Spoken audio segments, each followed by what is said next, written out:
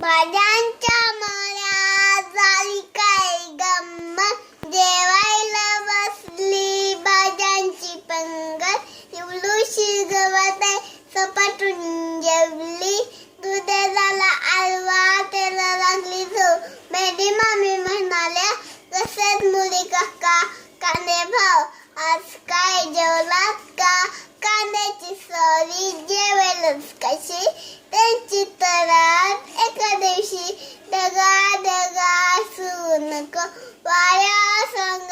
भांडू नको, वाया तुला जोडवी